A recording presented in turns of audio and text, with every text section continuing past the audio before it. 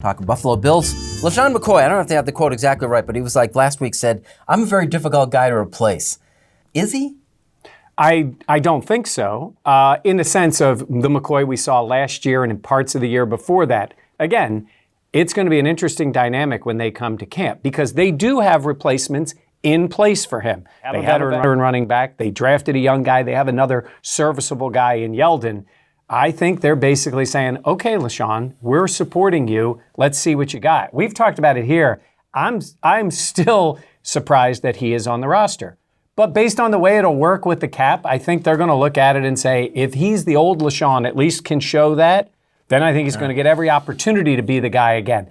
That evidence hasn't been there. Now, this year you got more help at wide receiver, hopefully a better offensive line, another year for Allen that maybe some of this comes back. It's a one-year thing for him. Only 2 years ago, he was the whole team. But the whole team wasn't all that great. I mean, listen, the playoffs were awesome, but you snuck into the playoffs, right? This wasn't a juggernaut of a team, and maybe LeSean McCoy meant that he's a hard guy to replace because he has some kind of blackmail in the front office, because that's the only explanation I'm taking as to why they're supporting him so hard. Listen, by keeping LeSean McCoy in the position that he's in. Listen, I get send him out at training camp and see what he can do and make a decision there, but it doesn't seem they're going to do that. You're only putting more pressure on Josh Allen, because if you send him out there opening day and he's the LeSean McCoy that he was last year, well, what are you doing with this second-year quarterback and absolutely no run support? And LeSean McCoy is not a guy. He's been really good in the locker room as being a Buffalo Bill when it comes to sound bites. But if they sit him down and they go with somebody behind him, you think he's going to be okay with that? No, but I think they leave themselves now the option of making a change, right? I do think those guys are on the roster. He's got something on his chest that could cause a huge problem. It could. How important do you think the running game is to this team going into Allen's second year now? I think it's important. I think, like, if you look at the Saints, for example, if the Bills can establish a running game and then allow Josh Allen enough time to set up the play action and go deep, that can just add another element to their offense.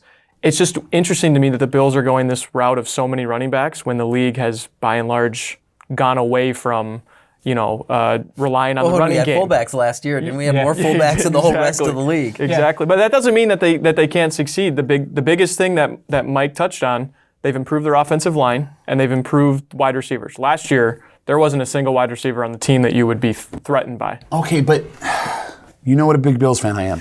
Improving the wide receiver core wasn't that hard. No. They're not a good wide receiver but core. if they have, we talk about, you look at run yards and passing yards, but let's be honest. Some of the passing yards are basically glorified runs. The Bills didn't have a lot of that last year. Sure. They didn't have the guy you could depend on, quick dump-offs, and honestly, McCoy was not as effective as I think a lot of people think he should be in the passing game. Absolutely. Because I think he should be a terrible matchup for other teams, and this is where Allen picks up some gimme yards, where he's dumping off passes to backs or to maybe a tight end that can catch the ball, or maybe Cole Beasley over the middle. But it's effectively back, get it out of your hands, and let the guy run. I hope they with don't get away from it too far, because I get the feeling that they're rushing Allen into a wide open. He and maybe, like you said, the receiving core isn't ready to take on. Here's what your biggest fear should be as a Bills fan. Sean McDermott has shown that he is a stubborn person when it comes to decisions he's made. Nate Peterman.